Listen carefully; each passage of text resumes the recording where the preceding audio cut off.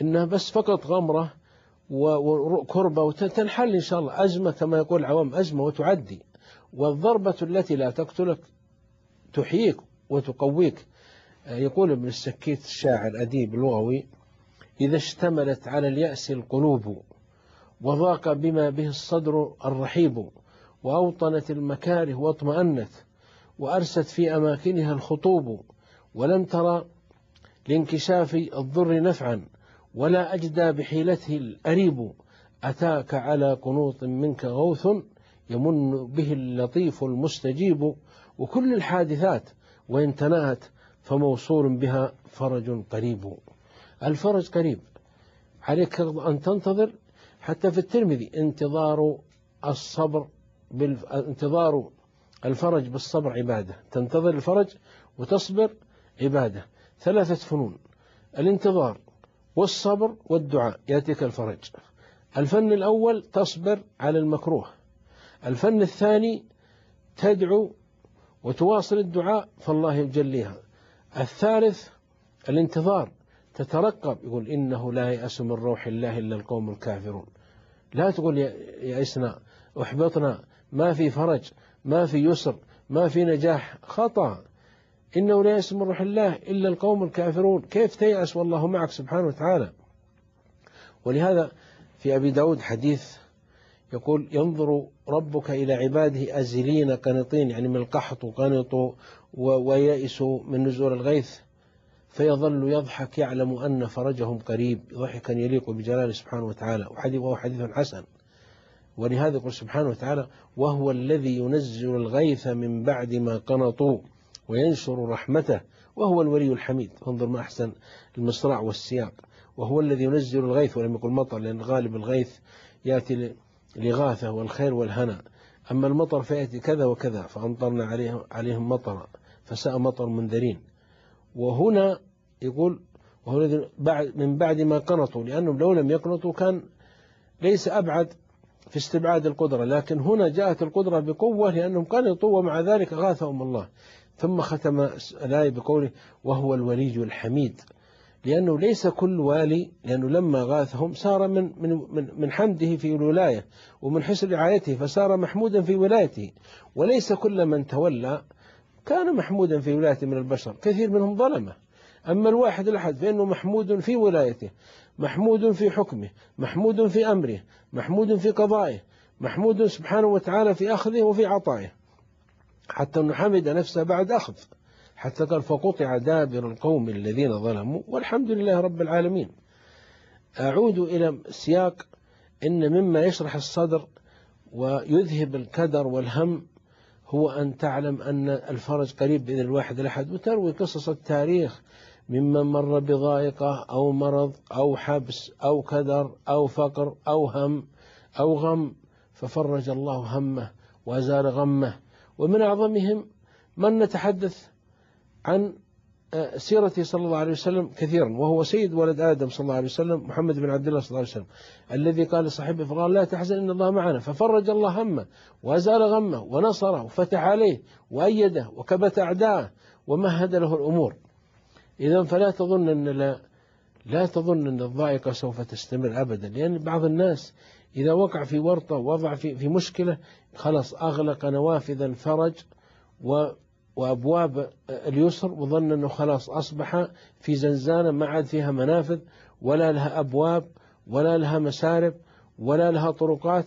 صار في ضائقة وأغلق على نفسه، فلا يرى إلا الظلماء ولا يعيش إلا في الظلماء ولا يفكر إلا في الظلماء. لا، انظر إلى الفجر القادم إن شاء الله، فجر الفرج، فهو قادم بإذن الله متى ما ترقبته وانتظرته واحسن الظن بربك سبحانه وتعالى، فإن فرجه قريب سبحانه وتعالى. يعني يقدر على عباده، قال: فيعلم أن فرجهم قريب وهو الذي يفرج سبحانه وتعالى. لأن لما تقرأ سيرة يوسف عليه السلام تظن أن هذا النهاية، يذهب وغلام الطفل ويوضع في جب في الصحراء، ثم يسلط سبحانه وتعالى، ييسر الله ويسهل ويسخر القافلة فتأخذه، ومن مرحلة إلى أن يصير نبيا ملكا عزيز مصر عنده الخزائن، يحكم البلد والدولة ويعزه الله سبحانه وتعالى وينصره حتى على إخوانه الذين بغوا واعتدوا عليه، غفر الله لهم وعليهم السلام جميعا. فأقصد أن هذه السيرة هي سيرة حتى يوسف، قصة يوسف ترى هي قصة من اليسر بعد العسر، بل قصص الأنبياء عليهم السلام، نوح وكم واجه من قومه ومن إعراضهم ومن استهزائهم وسخريتهم، وكم دعاهم وكم تمردوا عليه وآذوه ومكث فيهم 1000 سنة إلا 50 عاما، وفي الأخير ينتصر بإذن الله حتى يقول إني مغلوب فانتصر، فينصره الله ويؤيده ويأخذهم بالطوفان.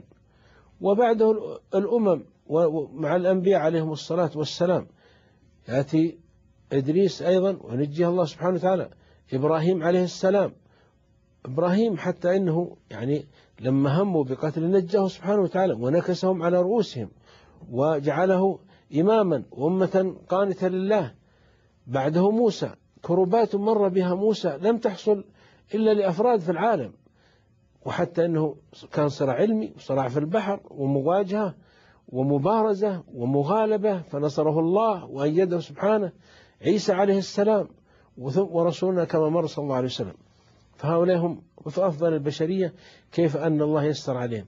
نذكر في حياة الرسول صلى الله عليه وسلم وهي تضيق الضوائق عليه، من أعظم ما مر به صلى الله عليه وسلم من ضوائق ومن مكاره مسألة الخندق، مضايقة الناس له في الخندق أو الأحزاب، اليهود المشركون ومعهم المنافقون طوقوا المدينة، وجاءت يعني الكربات من كل مكان. قال حتى يقول سبحانه بلغت القلوب والحناجر وتظنون بالله الظنون هنالك ابتلي المؤمنون وزلزلوا زلزالا شديدا.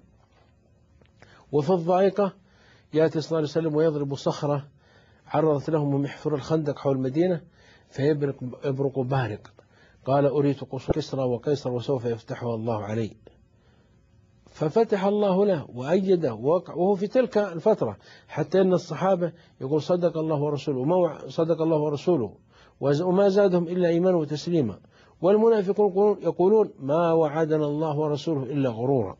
فانظر الأمل وهو صلى الله عليه وسلم يواجه الشدائد، حتى في تلك النازلة ضاقت الضوائق يبشر بفتح العالم، وأن أمته سوف تنتصر، وأن دولة فارس ودولة الروم سوف تسقط بإذن الله.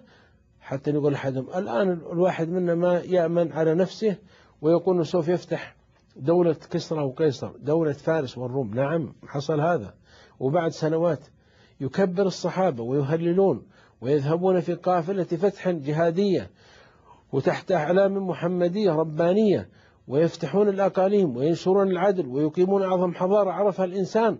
أليس هذا هو اليسر بعد العسر؟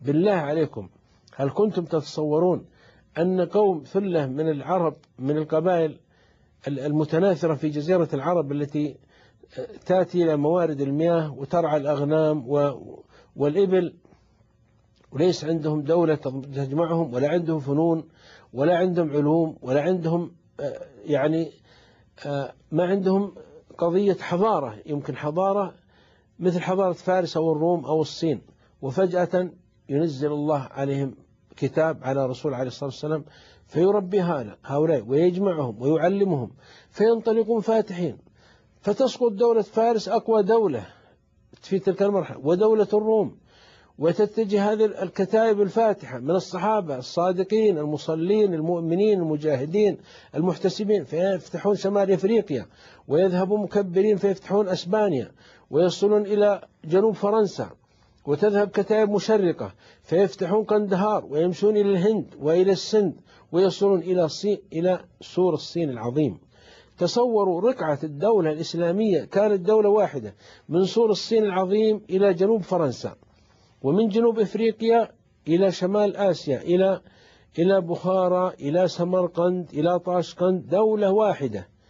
يصلون ويكبرون، خطبوا في القاهرة، صلوا في الزهراء، علموا في الزيتونة، درسوا في القيروان، أذنوا في صنعاء، ألفوا في دمشق، حكموا من مكة، انطلقوا من المدينة، حتى إن المنائر والمنابر ترتج.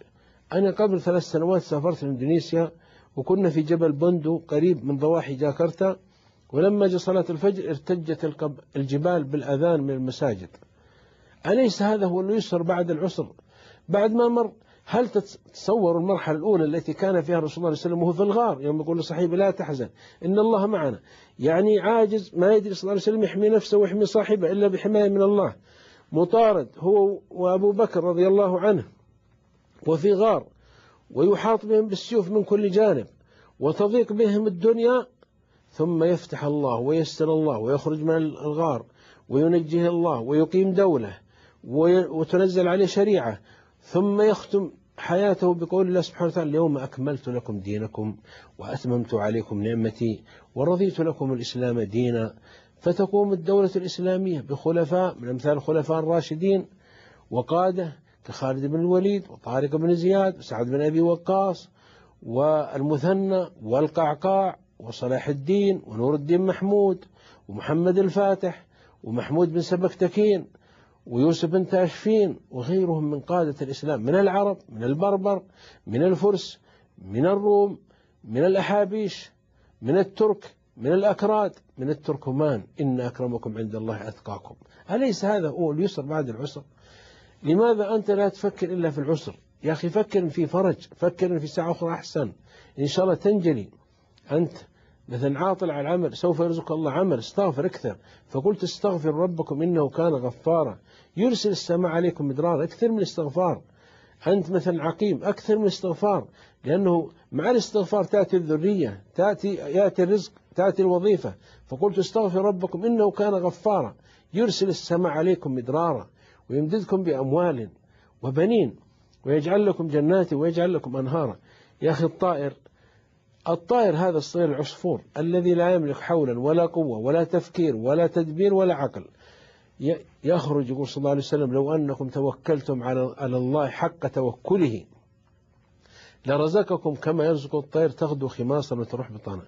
الطائر يخرج من عشه ما يدري هل يلقى حبا أو يلقى يعني ثمرا أو يلقى طلعا، ويأتي في المساء وحواصله مليئة وبطونه مليئة برزق، أفلا يرزق الله الإنسان السميع البصير؟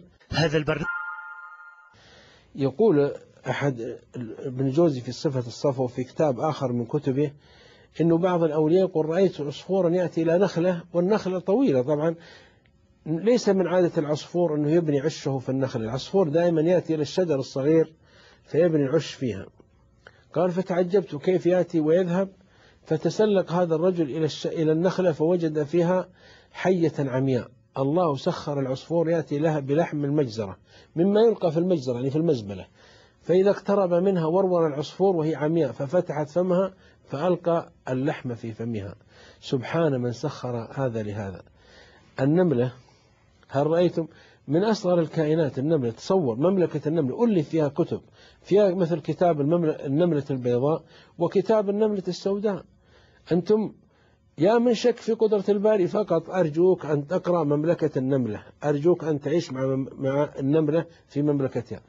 شوف من الأعاجيب في مملكة النمل في الصيف وقت تحصيل وقت جباه الأرزاق، تذهب النملة في 4 أشهر تجمع رزقها، ما تأكل الذي تجمعه في الصيف.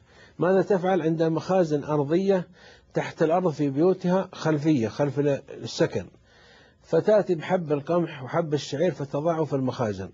طيب أليس احتمال أن ينبت حب الشعير أو حب القمح أو حب العدس؟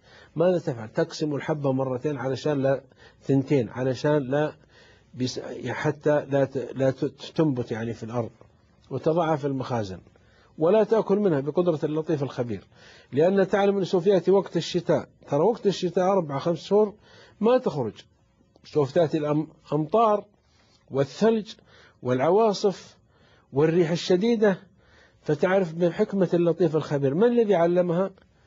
إنه اللطيف الخبير الذي أعطى كل شيء خلقه ثم هدى. فهي في الصيف تستهلك من خارج البيت من برا، فإذا جاء الشتاء والربيع جلست في بيوتها وتستهلك من المخزن، فإذا انتهى المخزن أتى الصيف، وهكذا رحلة الشتاء والصيف. ما الذي علمها؟ الواحد الأحد. النحل الآن ضع 1000 خلية ضعها في وادي، النحلة تذهب تأخذ من الزهور تختار غذائها ليخرج عسلا، وتأتي إلى خليتها بين 1000 خلية، ما تذهب إلى الخلية الثانية. من الذي دلها؟ اللطيف الخبير. حتى في كاتب غربي اسمه كيرسي ميرسون له كتاب الإنسان لا يقوم وحده، ذكر يقول من الذي دل النحلة؟ قال علماء اللطيف الخبير، قال عنده أوريال يعني عنده اتصال جهاز اتصال، لكنه اللطيف الخبير الذي دلها وعلمها، فهي تؤمن باليسر بعد العسر. فأنت إنسان ما تؤمن باليسر بعد العسر، تظن أن أغلق الباب، ما في باب آخر، ما في مفتاح، ما هناك فرج في الآفاق. إذن يا أيها المبتلى المسجون المغموم المهموم الفقير المريض، سيجعل الله بعد عسر يسرا، يسر الله علينا وعليكم، فتح الله لنا ولكم، بدل الله الحال بأحسن، أحسن الظن برب خلقك وصورك، فإنه سبحانه وتعالى لطيف بك. هو أصل البلاء مدة، وإذا انتهى انقلب بإذن الله. فهي الأيام، يقول أبو العتاهية، هي الأيام والعبر وأمر الله ينتظر، أتيأس أن ترى فرجا فإن الله والقدر. الله سبحانه موجود والله حاكم، وأبشر والقدر بإذن الواحد الأحد، يقدر الله لك الأحسن والأجمل. حتى في مسند أحمد لا يقضي الله قضاء للعبد إلا كان خيرا له. حتى المعصية إذا صبر وندم وأسف واستغفر وتاب كانت خيرا له، فإنها يقول أحد الصالحين رب معصية أدخلتك الجنة ورب طاعة أدخلتك النار. كيف هذا؟ رب معصية ترتكبها فتتوب منها وتندم وتأسف وتكفر وتكون نصب عينيك وتحزن فتدلك على طريق الجنة، ورب طاعة تعملها فتعجب بها وتدل بها على الله وتتكبر وتنسى فتكون طريق إلى النار. إذن الطريق أو مسألة اليسر قادمة وقريبة، وعليك حسن الظن. حتى في الصحيحين أنا عند حسن ظن عبدي بي فليظن بي بما شاء، يظن بما شاء. من ظن الله سوف يرحمه وسوف يفرج عليه وسوف يسهل أمره وييسر له، يسر الله سهل ورحم. ومن ظن غير ذلك فعليه دائرة السوء. أتى صلى الله عليه وسلم يزور أعرابيا بدويا مريض بالحمى، وإذا بالحمى ترزفه، لأن الحمى شيء مذهل إذا تولجت الجسم، نسأل الله العافية، تدخل في كل عضو. حتى يقول المتنبي عن الحمى في قصيدة الحمى الميمية الرائعة الشائعة، يقول وزائرتي كأن بها حياء فليس تزور إلا في الظلام، بذلت لها المطارف والحشايا فعافتها وباتت في عظامي. يقول الحمى بنت الدهر عندي كل بنت، فكيف نجوت أنت من الزحام؟ يقول عندي مصائب كثيرة، كيف استطعت تصلين مع المصائب إلى وصلت جسمي؟ الشاهد أن الله سبحانه وتعالى يجعلها كفارة. فرسول الله صلى الله عليه وسلم لما زار الأعرابي الشيخ هذا وجد الحمى تهزه هزا، قال صلى الله عليه وسلم طهور إن شاء الله، طهور يعني إذا كسرت المريض مسجد تقول طهور يعني طهرك من الخطايا. قال الأعرابي بل حما تفور على شيخ كبير تزيره القبور. يقول ما الطهور هذا منكر يعني ما عنده نفس إيمانية. قال لا ما هو طهور، بل حما تفور على شيخ كبير تزيره القبور. قال صلى الله عليه وسلم فنعم، إذن ما دام تختار هذا فنعم. فمات من حماه في تلك الجلسة وفاضت روحه. فمن شاء فليؤمن ومن شاء فليكفر. تريد الخير ترجوه، تظن بالله الظن الحسن، تتجه للطاعة، أبشر بما يسرك. البعيد المنحرف الضال الشاك له عليه دائرة السوء. وإذا ما أنزل السورة نظر بعضهم إلى بعض هل يراكم من أحد ثم صرف الله قلوبهم بأنهم قوم لا يفقهون.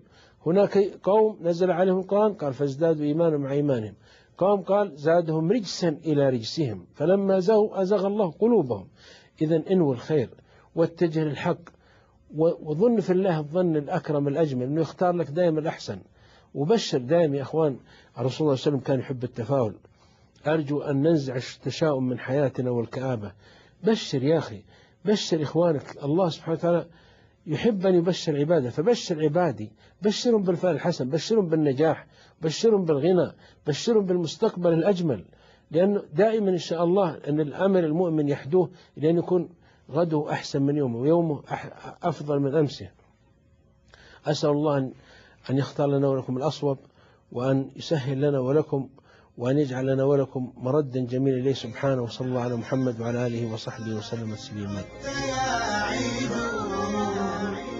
فنحن في مسمع الدنيا أناشيد، أما ترى الزهر حيانا بطلعته